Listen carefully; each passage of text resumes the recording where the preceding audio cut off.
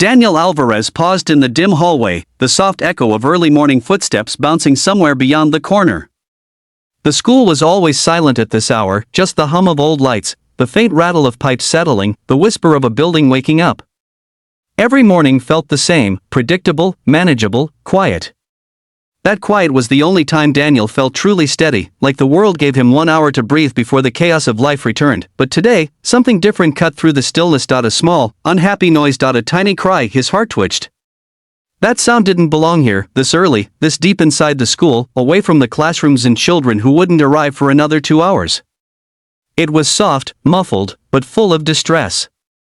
The kind of cry that carried need. Daniel froze, listening. There it was again. That he set the mop handle against the wall and wiped his palms on his faded custodial shirt.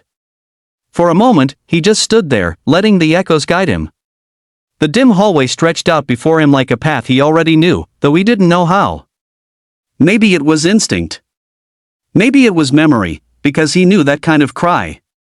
He had once lived in its rhythm every night when Lily was a baby, and grief still lived in every corner of their small apartment. He followed the sound, with every step, the hum of old fluorescent lights faded beneath the soft, broken whimpers coming from the front lobby. His boots made almost no noise on the floor he polished religiously. He turned the corner, and the scene unfolded under a wash of pale morning sunlight. She was there again, the young soldier, sitting on the same wooden bench she had occupied every morning for nearly a week, her posture stiff yet fragile. Her uniform, though clean, looked slept in. Her hair, once neatly tied in a bun, now fell in loose strands around her face. Dark circles marked the skin under her eyes like bruises from night after night without rest, and in her arms was a baby wrapped in a pastel blanket, small, warm, restless. Daniel's breath softened. She hadn't noticed him yet. She was too focused on her struggle, trying to rock the little one while whispering soft apologies that were more of a plea to the universe than to the child. He stepped closer. Rough morning, he asked gently. The soldier jerked slightly, startled. But recognition quickly softened her eyes. Oh, Daniel. I didn't mean for him to cry. I'm trying to keep him calm. I'm sorry. Her voice cracked. Daniel shook his head. Don't apologize. Babies cry. That's how they talk. For a moment, she simply stared at him, as though unsure whether to believe him or brace for judgment. She was used to judgment, that much was written everywhere on her face. The baby's cry rose again, small and pained. Her lips trembled. She clutched him closer, but her arms were shaking. Daniel's heart tightened. He knew that kind of shaking too, when exhaustion met fear, when holding your child felt like holding the world and nearly dropping it. Do you want me to try? He asked. She blinked, uncertain. I don't want to be a burden. You're not, he said softly. You're a mom. The truth in his tone seemed to break whatever wall she was holding up.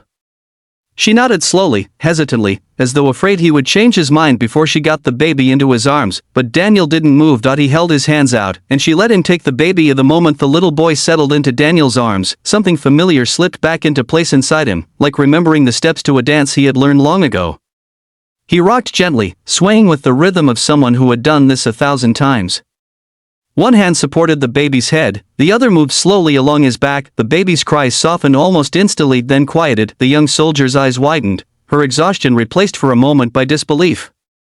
How did you do that? Daniel smiled softly. My daughter, Lily. She used to scream loud enough to wake the dead. The soldier let out a weak, tired laugh. He hasn't slept in 2 nights. Neither have I. You can sit for a minute, Daniel said. He's okay. She lowered herself to the bench, her shoulders sagging in relief. You don't have to, help us every morning. Daniel shifted the baby slightly, bouncing him the way Lily always liked. Maybe not. But I want to. She looked up at him, then truly looked, and there was something hollow in her eyes that made Daniel's chest ache. I'm supposed to have everything under control, she whispered. But everything is falling apart. And no one understands. I understand, Daniel said quietly. More than you think. She studied him for a moment, as though trying to read the truth in the tired lines of his face. You have that look, she said softly. The look of someone who's lost more than he talks about. Daniel swallowed, the familiar weight settling in his chest. My wife. When Lily was 3 months old. Her lips parted with silent sympathy. That must have been impossible. It was, he admitted. But she kept me breathing when I didn't want to. Kids do that. The soldier glanced down at her son. Evan does that. Sometimes I feel like he's the only reason I'm still standing. But I'm scared, Daniel. I'm scared all the time. Daniel gently transferred Evan back to her arms once the little boy was fully calm. She held him with renewed confidence, like the moment of rest had let her breathe again. I'm Riley, she said unexpectedly. I never told you that. Daniel smiled. Nice to finally know your name, Riley. And this little troublemaker, she added softly, brushing the baby's cheek, is Evan. The baby made a small content noise, sinking into her warmth. Riley looked down at him with a tenderness only a mother could hold, love mixed with fear, hope mixed with exhaustion. Then her expression clouded. I'm not supposed to be here, she whispered. Not with him. Not this close to the base. But daycare opens too late. And I can't leave him alone. I don't have anyone else. Daniel sat beside her. I understand. You're doing everything you can. People think I'm irresponsible, she said. Or that I made mistakes. They look at me like I ruined my life by having him. Daniel shook his head, voice firm. You didn't ruin anything. You created something worth fighting for. Her eyes filled, just a thin shimmer of unshed tears, but she blinked them back quickly. You just make me feel seen, she murmured.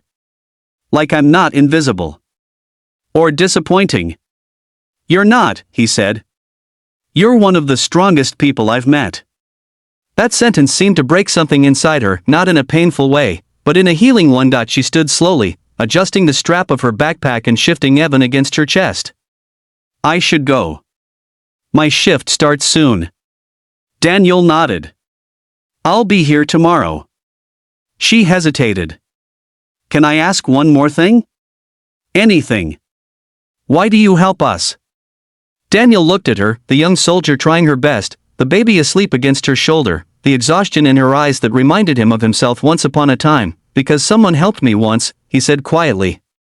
When I desperately needed it. Riley's breath trembled. She nodded, her eyes softening with understanding. Then she walked toward the doors, disappearing into the hazy morning sunlight. Daniel watched her go, feeling something shift inside him, a familiar ache mixing with a new sense of purpose. He had no idea who she really was. No idea how deeply their lives were about to intertwine. No idea that Riley Matthews was not just another soldier struggling alone. She was the Admiral's daughter, and the storm gathering around her would soon drag him into a world he never expected to face again. But for now, he picked up his mop, breathed in the quiet, and felt, for the first time in years, that something in his life was about to change. And maybe, just maybe, that change would save them both. If you want, I can now create white heavy checkmark chapter 2, 1600 to 1800 words, or white heavy checkmark 5 photo prompts for this chapter. Just tell me.